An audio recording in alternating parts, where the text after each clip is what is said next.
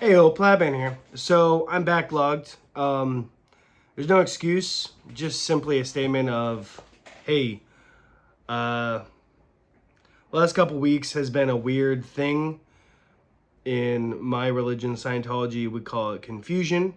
A good analogy for it would be if there's a bunch of leaves flying around and you're like uncertain as to like which one do I grab, what have you. Just a lot of stuff going on. And it's all me. Like my wife is amazing. She's killing it on, on so many ways. She's very pregnant and it is so amazing to see her every day. It just this morning it was adorable. She used a can opener and it was the bad can opener and then it like splattered all over her. And she's showing me a photo, sending me a photo of her being just, annoyed that she's got, tomato sauce because she's making something because my nose is not good. And she still looks so beautiful, even with that. I love you, Jess. You're amazing. And yeah, she just looks so beautiful and feeling my baby boy. And, just, it's wonderful. It's wonderful. I'm very happy. I guess in the context, I could say I'm blessed. Getting into this, I'm making this video and then I'm going to make a bunch of other videos. So it's going to be fun. I'm going to change it up like costumes a little bit, but I'm going to sound the same. So if there's no order to this, it's just me getting to what I'm getting to. So what I wanted to talk about first was Homestead. Now, fun fact, Homestead's a movie. The description of it is, amid chaos, an ex-Green Beret joins prepper compound. Love grows, truth arises, and community unites. That's the short thing. And as far as like elevator pitches, that kind of works. Having watched the movie, I didn't know that the guy was ex-Green Beret. So while it might have been there in the movie, and I knew he was ex-military, I didn't know. There's some weird sticky part that is stupid, where he was like, I don't like seals. And I was like, why? Like, wait, are you like conflating all seals to this one guy? It was just so weird. And frankly, that's the story of this movie. So generally, I give this movie like a 7 out of 10. And I'm biased because frankly, it deserves like a 5.5 or a 6 out of 10.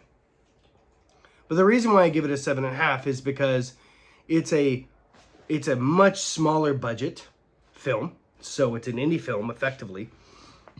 And it's in this whole other genre that is opposite of the film industry. So almost on principle, I would go for that in general. Like, I was just like, I would give them more points just because they're not industry, okay? But then there's the other thing, which is, it's annoying. The guys who created this, the overall company, the overall production company is Angel Studios. And they made Sound of Freedom. And that was one of the most emotional movies I've seen in a long, long time. And I was very emotional while I was making the video. And if you have not seen that movie, you need to watch that movie. You need to buy it. Just buy it. Just like, it's like Passion of the Christ. You buy the film, you watch it once, you don't need to watch it again, just have it as a thing, because best believe your kids should watch it later. People should know that you own it and know that you've seen it. It's one of those kind of films, and that's Sound of Freedom. Homestead's kind of a different thing. So, interestingly enough, they had a sweepstakes, if you will, a lottery, if you will, where it's like if you buy a ticket, if you pre-order a ticket, then you're entered in the sweepstakes to win like $1 million worth of stuff and things. You know, like a small house and this and this and a bunch of stuff. It's cool stuff. So in my head, I'm like, well, I would like those things.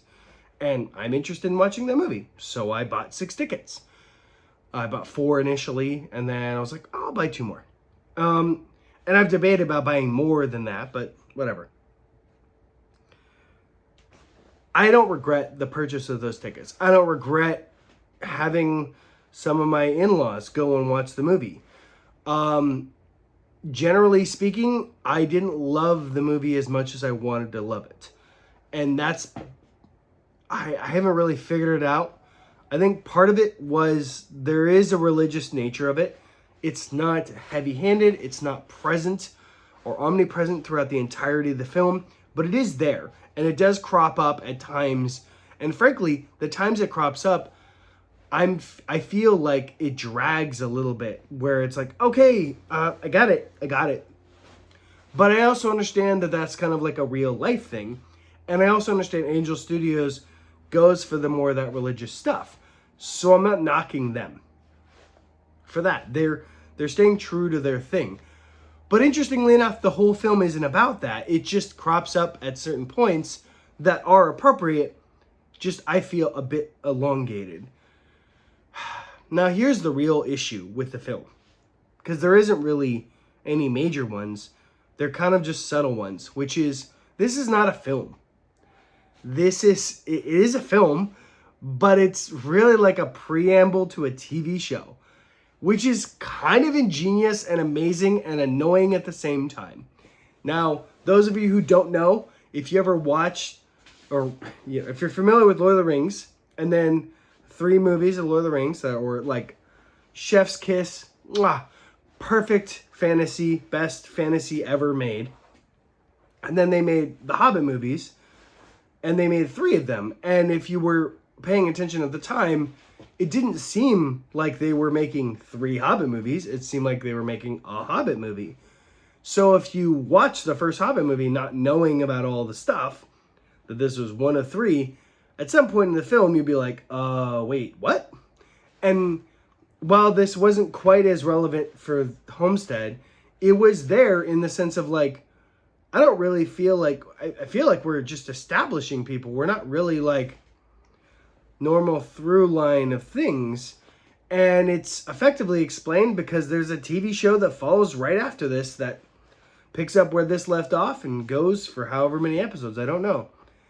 And while I admire that, and I admire their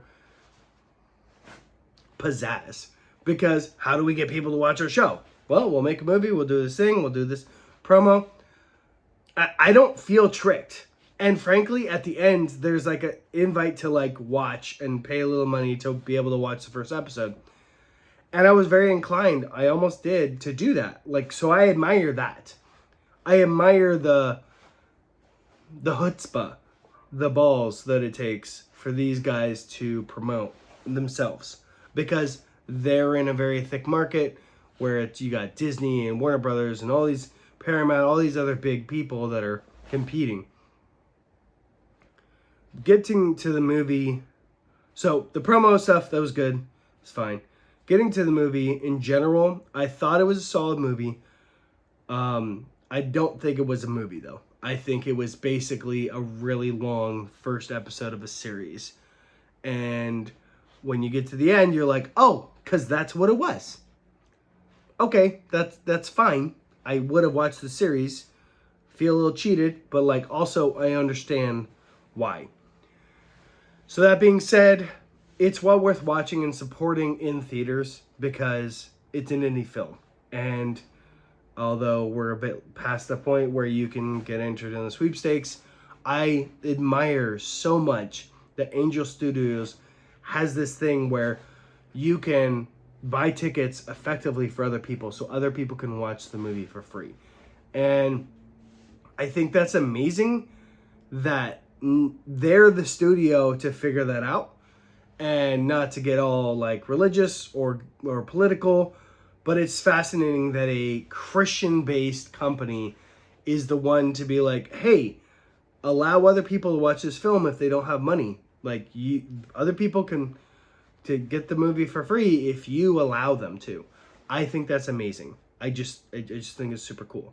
I buy my tickets, so that's different. But anyways, that's it for now. I'm going to be doing, again, more episodes. I have to just think on, like, and look back on my previous stuff and, like, okay, what have I not done? Okay, cool.